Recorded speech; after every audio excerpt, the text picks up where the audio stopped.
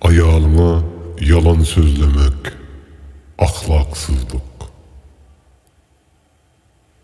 Kardeşlerine, müşterilere yalan sözlemek kezzaplık.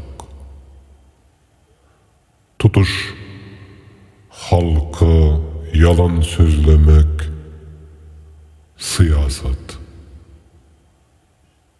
Mikhail Zadornov. Esselamu aleyküm mehriban ildeşler. Sağaman mısınız hemme? Näme üçin 2 yıldan beri urra bilen edilýän hereketler, gahrmançylyklar şolsuzluğa duçar bolup otyr. Näme üçin Türkmenistanyň içindäki haram rejim arkayınca edenini edip otyr. Hiç bir yurt sesini çıkaran ok, oşulan ok.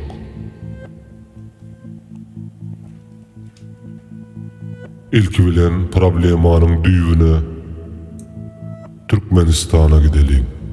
Nämeler bolup otyr?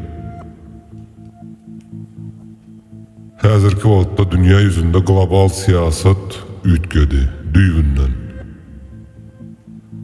Dünýäniň ilatyny her hil ýollar bilen global güýçler dürli ýollar bilen dolandyryp bolýan sürü ýagdaýyna getirmek isleýärler.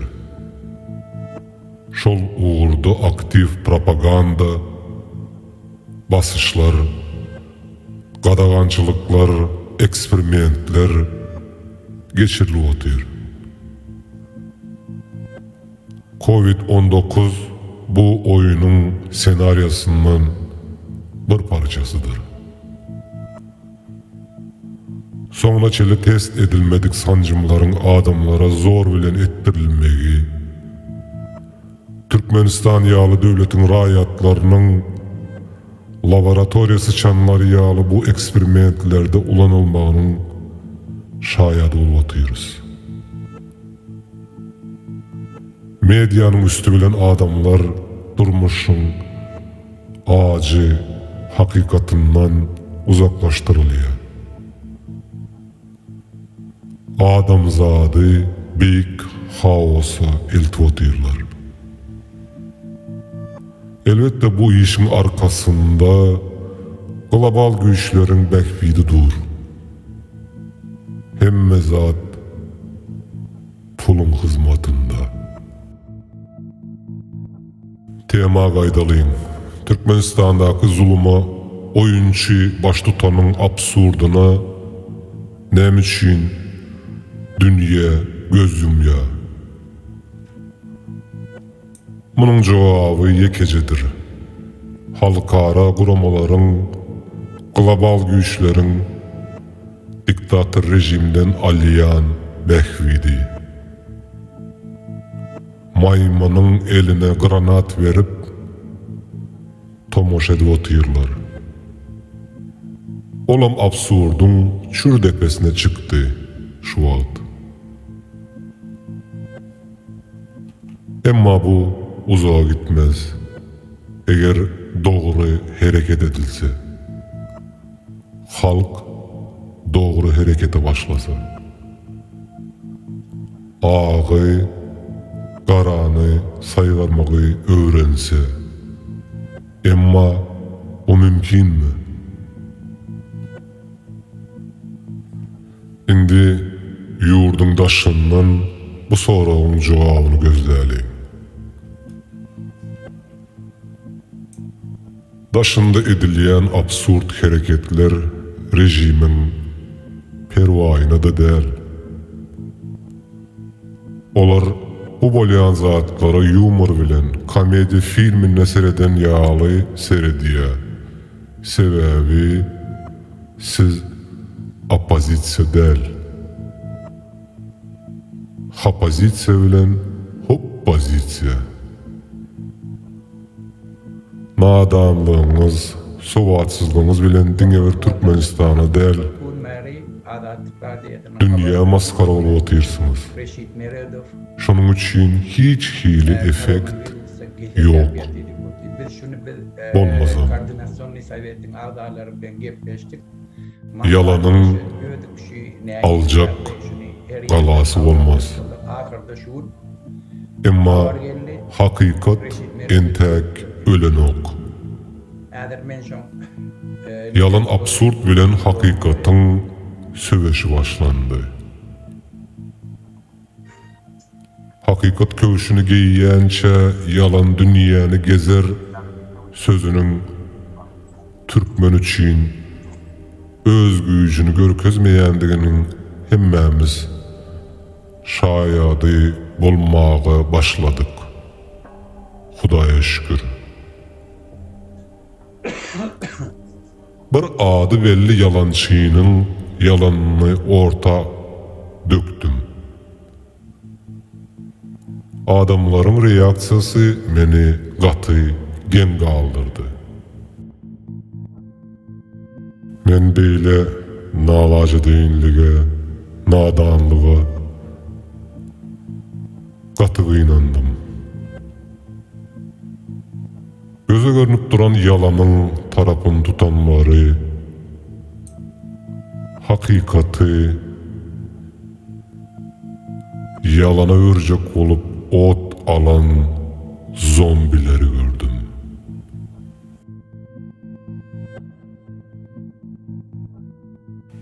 Bu menin gözümde öňüni eşeğin çekkiyen, ıyzında olsa kellesini kaldırman baryan koyun sürüsünün suratını canlandırdı. Gatı, kıynandırıcı ýagdaý. Bu yazılan tesvirler, davalar, buna canlı şayatlık ediye. Hakikati boyun almacak olup, ot alıp her hili tesvir yazanlar oldu. Unutmang, siz ol tesvirleriniz bilen şol ıykmanda yalançının sürüsünden denizi suud ettiniz. Bu diktatör başının koyun yağlı halkımız var diyen bir vaatki gürrüğün tasdikladı. Basıverin kelläňiz daşa degen soň belki gözüňiz açylar. Onda da näye çegizek değmeli. Şu çaka çenlediňe absurd. Sizem çapak çalýaňyz. Size bu prezident gitse oldu. İndiki gelecek näye hili bolar perwaňyza däl. Sebebi gul bolmak birinin sizin sürüýüňiziň öňüni çekmegi zarur. Ownuk, behwit jagazlaryňyz ýerine düşse boldy. Emma sizin ruhuňyz ýene şol gul bolmagyna galar. Ol elerkinlige çıkmaz, unutmaň. Hemme zadyň yalandygyna düşünersiňiz, emma ören giç bolar. Kanaldaky tesvirler bilen özüňiziň kimligiňizi görkezmäge dowam edin. Men tesvirleri ayırmarım. Bu hakikatyň näçe adama we nähili täsir edýändigini maňa analiz etmäge kömek eder. Emma ece, bacı, maşgala ýaly mukaddesligi bolmadyk element diýjek. Sebebi ildeş, vatandaş diýmäge beýle haramzadalara bilim baranok. Hemmesini gönüp ettiklerin. Häzirem kanalyň petiklen ýagny blog eden tesvirler sahypasyny ýekejegizek görkezýärin. Filtrden geçmedik. Köşek bolsun, kürre bolsun, gönü hovandarynyň kakasynyň ýanyna goýbererin. Mundan beýlek, egleşik, syýlaşyk gutardy. Meni syýlamaň, özüňizi syýlaň. Belki şonda bir-biriňizi satmaňyzy, sokmaňyzy goýarsyňyz. Negatiwiniz pozitiwe öwrüler. Onam jewislik dörer. Döremese de meniň gözüm bir zada dolu ýetýär. Ol gün geler, süri yine kellesini kaldırman, eşeğin del, adamın ýzyna sessiz eýerer.